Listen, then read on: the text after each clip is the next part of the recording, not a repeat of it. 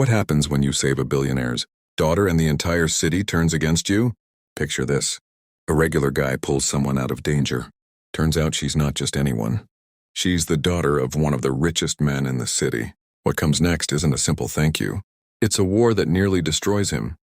This is the story of Jake Morrison, a delivery driver who had no idea that one split-second decision would put a target on his back. Jake Morrison wasn't anyone special. At least that's what he thought.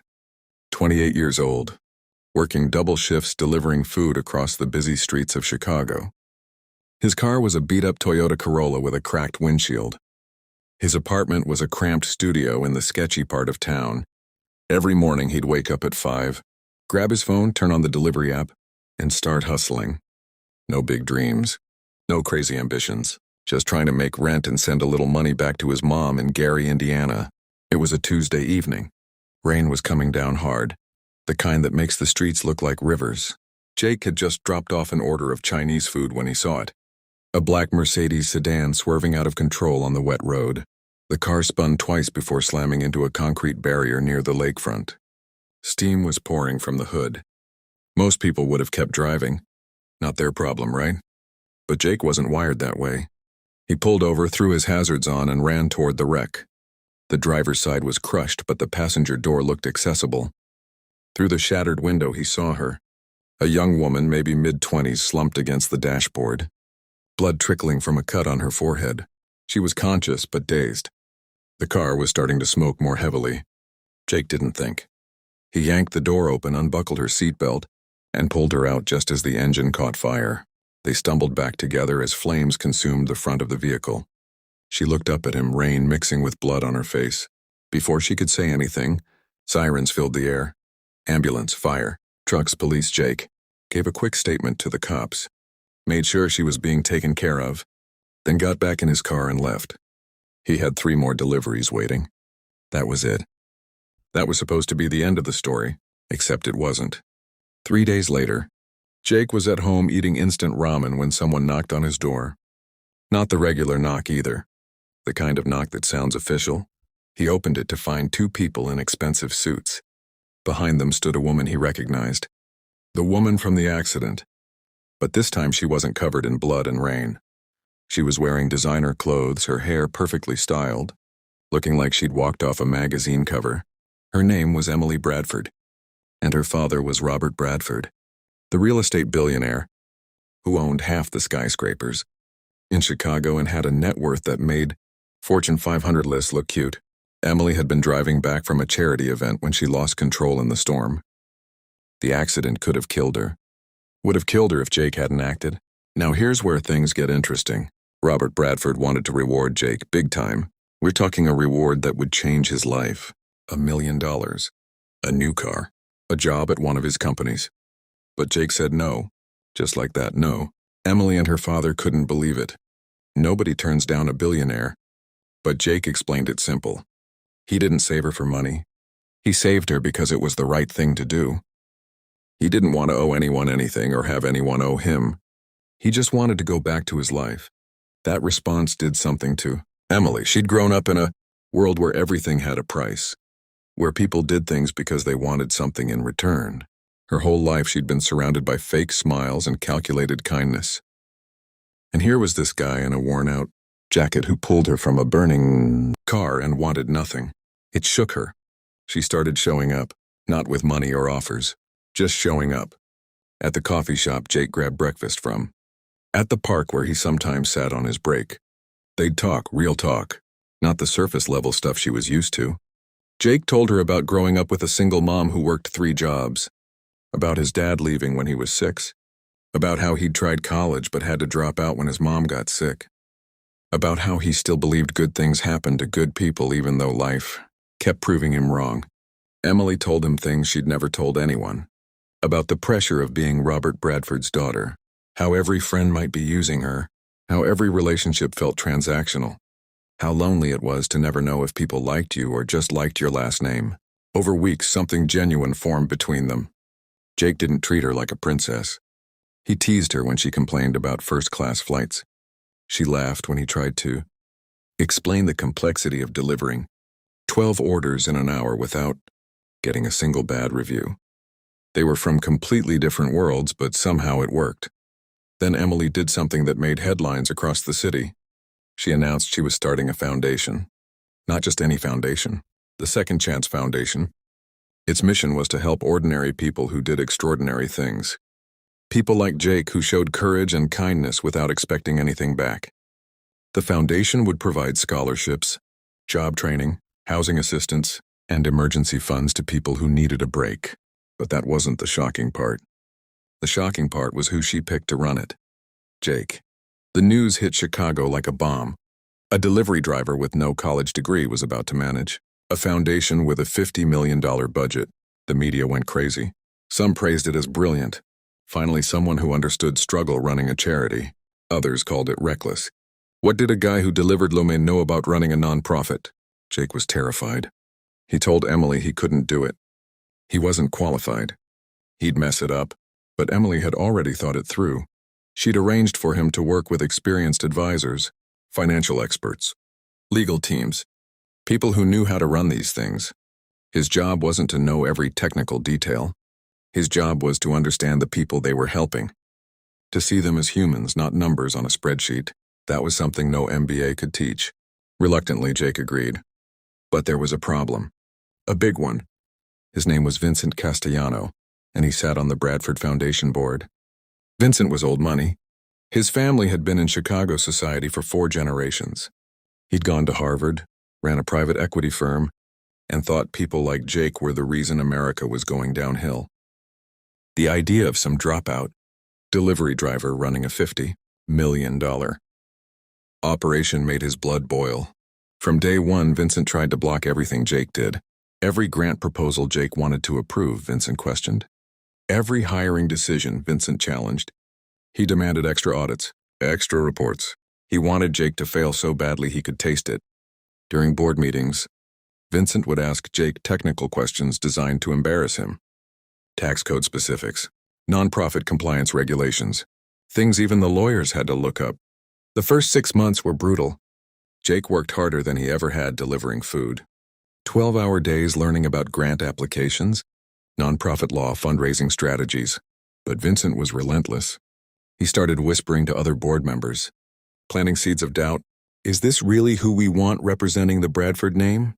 Can we trust someone with zero experience? What happens when he makes a mistake and embarrasses the family? 4 months in, Jake made his first major decision.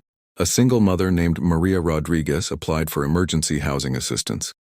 She'd been evicted after losing her job as a nurse when she had to care for her sick daughter. She needed $12,000 to secure a new apartment and cover expenses until she found work.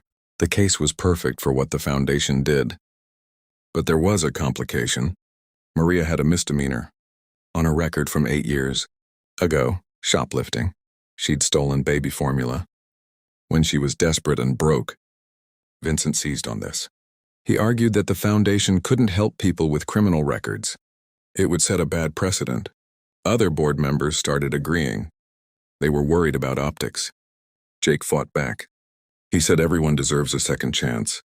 That's literally the name of the foundation. The mistake happened 8 years ago. She'd paid her debt. She was a good person who hit a rough patch. But Vincent wouldn't budge. He called for a vote. Jake needed a majority to approve the grant. He lost 5-4. Maria Rodriguez got denied. 2 weeks later, Jake saw a news story. Maria and her daughter were living in a shelter. The daughter's health was getting worse. Maria couldn't find stable work because she had no permanent address. Jake couldn't sleep for days. This was exactly what the foundation was supposed to prevent, and he'd failed. But that failure taught him something. He couldn't just be a figurehead. He needed to fight smarter. He started studying everything. He'd stay up until 2 in the morning reading nonprofit law, memorizing compliance rules, learning the game Vincent was playing. He reached out to other foundation directors for advice. He built relationships with every board member individually, understanding their concerns, their motivations. 3 months later, another case came up. A veteran named David Chen needed help. He'd been homeless for 18 months after coming back from Afghanistan with PTSD. He'd finally gotten into a treatment program and was ready to rebuild his life. but he needed job training and housing support. Vincent immediately started picking apart the application. He found technical issues with the paperwork. He questioned whether the foundation should help veterans since there were already government programs for that. This time Jake was ready. He'd anticipated every objection. He had legal precedent for the paperwork issues. He had statistics showing how government programs failed to reach thousands of veterans. He had testimonials from other veterans the foundation had helped who were now employed and thriving. He dismantled Vincent's arguments one by one, calmly and professionally. The vote passed, 7-2. David Chen got his help. 6 months later, he was working as a counselor helping other veterans. It was a win. But Jake knew Vincent wasn't done. Then the scandal hit. A local news station ran a story. Anonymous sources claimed Jake was using foundation money for personal expenses. The report showed photos of Jake at expensive restaurants, wearing new clothes, driving a different car. The implication was clear. Poor kid gets access to millions and immediately starts stealing. The story went viral. Social media exploded. People who'd praised Jake weeks earlier now called him a fraud. The foundation's donations dropped 30% in 2 days. Major donors threatened to pull funding. Robert Bradford himself called an emergency board meeting.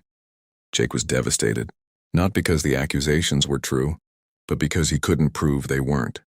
The restaurants, business dinners Emily had insisted he attend to meet donors and she'd paid for. The clothes, a gift from Emily because she said he needed professional attire for speaking events. The car, a loaner from the foundation's fleet because his Corolla had finally died. But none of that mattered. The damage was done. Vincent used the scandal to call for Jake's resignation. Half the board agreed. Robert Bradford stayed silent, which was somehow worse than if he'd spoken against Emily tried to defend him, but her own credibility was questioned. People said she was blinded by her feelings for Jake. Jake stood in front of the board, knowing this might be his last day. Vincent was smiling. The man had finally won. But then Jake did something unexpected. He didn't defend himself. Instead, he presented a report. Over the past year, the Second Chance Foundation had helped 473 people. He had their names, their stories, photos of them at new jobs in new homes, graduating from programs the foundation funded. He told the board they could fire him if they wanted. He'd go back to delivering food. But before they did, he wanted them to meet someone. He opened the conference room door. In walked 12 people. Maria Rodriguez, who'd finally gotten help through a different program and was now working as a nurse again. David Chen in his counselor uniform. A teenage girl who'd received a scholarship and was heading to college. A formerly homeless man who now managed a warehouse. One by one, they told their stories. How the foundation changed their lives. Maria Rodriguez looked directly at Vincent. She said she knew about the vote that denied her. She said she didn't blame anyone. But she asked the board to imagine, if every foundation turned people away for past mistakes, where would people like her go? Her daughter was healthy now because someone finally gave her a chance. The room was silent. Vincent couldn't meet anyone's eyes. One board member started crying. Robert Bradford stood up. He said he'd been quiet because he wanted to see how Jake handled pressure. He said he'd hired investigators to look into the accusations the moment they surfaced. They found nothing. The story was planted. The anonymous source? It was Vincent. Vincent had paid a journalist to run the hit piece. He'd used his own connections to create the scandal, thinking it would finally end Jake's tenure. The evidence was clear, emails, payment records, everything. Robert Bradford asked Vincent to resign from the board immediately. If he didn't, criminal charges would be filed for fraud and defamation. Vincent left the room without saying a word. His reputation in Chicago society was destroyed within hours. But Jake wasn't celebrating. He was exhausted. He'd almost lost everything. His reputation, his job, his purpose. He told Emily he wasn't sure he could keep doing this. The pressure was too much. One person with enough money and hate had almost destroyed a year of work. Emily understood, but she asked him one question. If he quit, what happened to the next Maria Rodriguez, the next David Chen? Who would fight for them? That question kept him going. Jake didn't quit. Instead, he used the scandal to make the foundation stronger. He implemented complete financial transparency. Every dollar was tracked and published online monthly. He created an independent oversight committee. He turned the foundation's operations into a model that other nonprofits started copying. 6 months after the scandal, something remarkable happened. The foundation's donations didn't just recover. They tripled. People respected the transparency. They respected that Jake had survived a targeted attack and came out stronger. The story of a delivery driver fighting corrupt board members and winning resonated across the country. Emily announced her father was matching the foundation's funding, another $50 million, but there was a condition. The money would be used to expand nationwide. The Second Chance Foundation would open chapters in 10 cities across America, and Jake would oversee the entire operation as the national director. But Jake had one condition of his own. He wanted final say on board appointments. No more Vincents. The board would include people who'd actually struggled, former recipients of foundation help, community organizers, people who understood what it meant to need a second chance. Robert Bradford agreed. The announcement happened at the foundation's anniversary gala. Massive event. Politicians, celebrities, business leaders all gathered at a downtown hotel. But the people who mattered most were sitting at the tables closest to the stage. Foundation recipients, real people whose lives had changed. Jake gave a speech. He didn't sugarcoat the year. He talked about the failures, the denied applications that still haunted him, the scandal that almost broke him, the moments he wanted to quit. But he also talked about the 473 people who got help, the ripple effects in their families, their communities. He said something that made every news outlet in the country. He said the real scandal wasn't that a delivery driver ran a foundation. The real scandal was that it took a billionaire's daughter almost dying for anyone to care about giving ordinary people a real shot at changing their lives. The room erupted. Standing ovation, not polite applause, real emotion. People understood what this meant. This wasn't charity. This was proof that the system could change, that someone from the bottom could rise up and actually make a difference if given the chance. Today, the Second Chance Foundation operates in 18 cities. It's helped over 15,000 people. Jake is still running it. He moved out of that studio apartment, but he kept things simple. He says he doesn't need much. What he needs is to wake up, knowing he's fighting for people who deserve better. Emily and Jake stayed close through everything. Some tabloids claimed they were dating. They never confirmed or denied it. But people who know them say they have something deeper. They have respect, understanding, a friendship forged in fire, the city that once barely. Notice Jake Morrison now tells his story as proof that character matters more than credentials. Not because he's rich, not because he's famous, but because he nearly lost everything and still chose to fight for people who had nothing. One decision in the rain started it all, but it was the brutal decisions after, the ones where everything was on the line, that proved who he really was. The next video shows what happened when one of the people Jake helped became more successful than anyone expected.